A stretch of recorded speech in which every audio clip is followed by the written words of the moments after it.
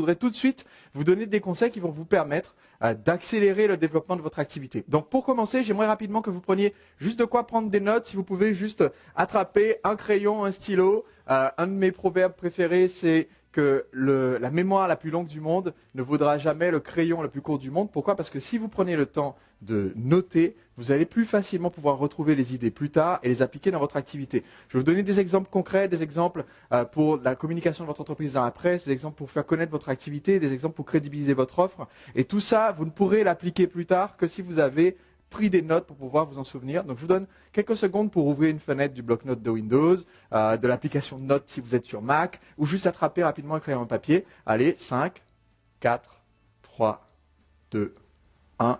Ok, c'est parti. Alors, comme je vous le disais, les 3 étapes que je vais vous expliquer aujourd'hui sont 3 étapes qui peuvent multiplier par 10 le chiffre d'affaires de votre activité. Vous allez voir que chacune de ces étapes, dans les exemples que je vais vous donner, a effectivement multiplié par 10 le chiffre d'affaires d'une entreprise. Peut-être que dans votre cas, vous allez seulement augmenter d'un certain pourcentage grâce à chaque étape, mais si vous appliquez les 3 petits conseils que je vais vous donner maintenant, vous allez clairement faire augmenter rapidement votre chiffre d'affaires. La première étape, j'intitule « Captiver ». Aujourd'hui, dans votre activité, vous avez peut-être la mentalité que j'appelle la mentalité Las Vegas. Et vous ne vous en rendez peut-être même pas compte. Aujourd'hui, votre cycle de vente est peut-être tout simplement un premier contact avec le client, dans lequel vous essayez directement de faire la vente. Que ce soit sur votre site internet avec un site de type boutique ou un site de type présentation, page de vente, où vous essayez directement d'obtenir de votre client potentiel qui prenne la décision de vous faire confiance, la décision de penser que votre prix est correct et la décision d'acheter le même jour votre produit. Ou alors vous avez peut-être un cycle d'achat qui se fait par téléphone ou qui se fait en présence dans votre boutique et vous comptez sur la simple présence de ce prospect lors d'un coup de fil téléphonique ou lors d'une visite sur votre point de vente pour que ça se convertisse tout de suite en première vente. Et aujourd'hui, peut-être que ça a bien marché pour vous, mais sachez que vous pourriez multiplier de façon considérable le chiffre d'affaires de votre activité.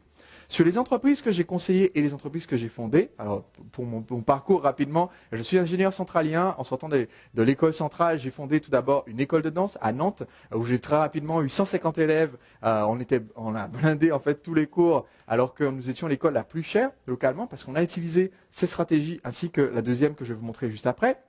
Ensuite, j'ai fondé un métier qui n'existait pas à l'époque en France, qui est le coaching amoureux pour les hommes célibataires, ce qu'on appelle aujourd'hui le coach séduction. Donc j'étais un des 2 premiers coachs à lancer ce type d'activité sur le territoire français. Aujourd'hui, il y a des centaines de personnes qui exercent cette activité, mais en fait, j'ai développé cette activité jusqu'à faire des centaines de milliers d'euros de chiffre d'affaires annuel, avoir 100 000 abonnés à notre newsletter que nous envoyons par email et en vidéo, et avoir de nombreux passages à la télévision, dans les médias. Je vais justement me servir de cette activité comme exemple. Et j'ai également fondé une activité appelée Le Marketeur Français, où j'ai conseillé plus de 2000 entreprises pour les aider dans le développement de leur stratégie commerciale et de leur marketing. Donc les conseils que je vous donne aujourd'hui sont basés sur de l'expérience. Et je peux vous dire que dans une activité qui vend un produit comme le vôtre, un produit ou un service qui aide à la vie des clients, souvent on a un obstacle qui est le besoin d'éducation. Votre client, en arrivant chez vous, ne sait pas forcément les tenants et aboutissants du problème que vous résolvez. Il ne sait pas forcément que votre produit a un avantage qualitatif sur les autres produits qui sont présents sur le marché. Il ne sait pas forcément comment évaluer les différentes solutions. Et donc, par défaut, si le client n'a pas l'information, il va aller chercher quelqu'un de moins cher. Et comme le client va chercher partout le moins cher, vous n'êtes peut-être pas le moins cher, peut-être que vous êtes face à de la concurrence qui se permet de casser les prix. Et c'est peut-être un problème que vous avez aujourd'hui. Le meilleur moyen de se démarquer et d'éviter ce problème, c'est d'éduquer le client. Donc, au lieu d'avoir l'esprit Las Vegas, qui est l'esprit je mets tout sur la table et j'espère que le premier contact avec le client va me permettre de rentabiliser cette première occasion, ce qu'on va faire, c'est qu'on va tout d'abord récupérer les coordonnées de ce client potentiel. Par exemple, c'est ce que j'ai fait sur ce site, vous avez indiqué votre accord pour recevoir par email le contenu que je vais vous envoyer, donc là qui va être dans votre boîte d'ici quelques minutes. Et ça me permet de créer une relation. Avant de vous proposer quelque chose à vendre, ça me permet de pouvoir donner du contenu, donner des conseils, vous accompagner. Et ensuite, dans la durée, ça me permet de garder le contact avec les personnes inscrites. C'est comme ça qu'aujourd'hui, nous avons, pour l'activité conseil amoureux pour les hommes célibataires, donc une activité qui s'adresse aux particuliers, plus de 100 000 abonnés. Pour l'activité de conseil aux entreprises, nous avons aujourd'hui, rien que là, sur les dernières années, plus de 50 000 personnes qui se sont inscrites pour recevoir nos conseils. Et ça nous permet à chaque fois qu'on a une promotion, à chaque fois qu'on a une offre spéciale, à chaque fois qu'on a une nouvelle formation ou à chaque fois qu'on a un nouveau produit à vendre, eh bien, de communiquer auprès d'une large base de personnes qui sont intéressées, qui sont parfaitement ciblées, et de savoir que ces personnes-là vont tout de suite être à même d'apprécier notre produit ou notre service. Et donc, c'est ce qui nous a permis de générer des millions d'euros de chiffre d'affaires. En prenant les coordonnées de vos prospects dès maintenant, même si vous n'avez qu'un prospect par jour qui vous donne ces coordonnées, d'ici 4 ans, 5 ans, aujourd'hui ça fait 7 ans que je le fais, que je pratique cette discipline de toujours prendre les coordonnées en premier avant de proposer quelque chose, eh bien ça fait qu'aujourd'hui je peux toucher 150 000 personnes comme ça, du clic d'un bouton, en envoyant un email et en proposant de mes produits ou services. Vous imaginez bien que 150 000 personnes qui sont ciblées, qui sont inscrites chez moi et qui veulent recevoir mes conseils, c'est un moyen extrêmement efficace de multiplier mes ventes au lieu de compter chaque fois sur juste mettre l'offre sur une page du site et espérer que les gens viennent acheter. Deuxième point essentiel, maintenant que vous avez récupéré les contacts, comme je vous ai dit, le but c'est de récupérer les coordonnées du prospect, d'en faire une audience captive, d'accord, que vous pouvez recontacter par la suite. Bien sûr, les gens peuvent se désinscrire s'ils veulent, il y a un lien en bas de tous les emails, tous les logiciels d'envoi d'emails permettent de faire ça pour que les gens puissent se désinscrire s'ils ne veulent pas recevoir vos newsletters, vos autres conseils gratuits et vos offres commerciales. Mais ce qui est très important, c'est le premier contact. Là, vous devez créer une surprise et créer une surprise positive. Et je vous le montrais tout à l'heure sur la page précédente. J'avais 1, 2, 3 et c'était un cycle. En fait, tout ce que je vous explique ici, c'est pour déjà captiver le prospect avant de lui vendre. Et ensuite, une fois qu'on a convaincu le client, on va à nouveau devoir refaire la même chose, c'est-à-dire conserver le contact avec nos clients, continuer de leur envoyer des communications régulières et s'assurer aussi que le premier contact juste après l'achat est aussi un contact positif. Donc, dans le cadre d'un premier contact avec un prospect, quelqu'un qui vous a donné ses coordonnées pour en savoir plus, eh bien, ce que vous allez faire, c'est contribuer davantage de valeur. Ce que je fais par exemple dans cette vidéo aujourd'hui, directement, je vous ai envoyé ce que vous avez demandé dans votre boîte mail, mais je fais déjà tout de suite une vidéo que vous pouvez voir tout de suite. Au lieu de faire juste une page qui dit « Allez voir vos mails », je fais une page qui vous dit « Allez voir vos mails dans quelques instants, mais laissez-moi tout de suite vous donner des conseils ». Et donc, je crée une surprise positive, d'accord, un premier contact qui apporte de la valeur. De la même façon, quand quelqu'un vient d'acheter un produit, chez nous, si quelqu'un a acheté un produit physique, un produit tangible qu'on va lui envoyer par la poste ou qu'il va devoir venir chercher sur un point de vente, eh bien, on va lui offrir tout de suite un bonus électronique. Donc, sur la page de confirmation de la commande, on va lui offrir un petit plus. De la même façon, quelqu'un qui aura acheté un produit électronique, une formation en vidéo, un service intangible, on va aussi lui envoyer un bonus par la poste. Donc, selon les cas, on va lui envoyer un colis avec un cadeau, si c'est une commande assez considérable qui nous permet d'avoir ce budget pour envoyer un cadeau par la poste comme ça, ou sinon on va lui envoyer au minimum un courrier et il y a un cadeau dans le courrier qu'on envoie à ce client. Donc ça c'est une habitude qu'on a prise, on le fait à chaque fois quand on envoie, par exemple si vous achetez mon livre, vous allez recevoir un courrier avec un cadeau à l'intérieur du courrier et des conseils supplémentaires. Ça fait partie de nos habitudes et c'est ce qui fait qu'on crée un premier contact qui est une bonne surprise.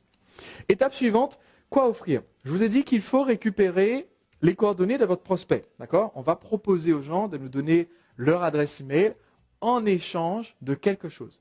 En échange d'une vidéo, en échange d'un livret, il y a tellement de choses différentes qu'on pourrait offrir.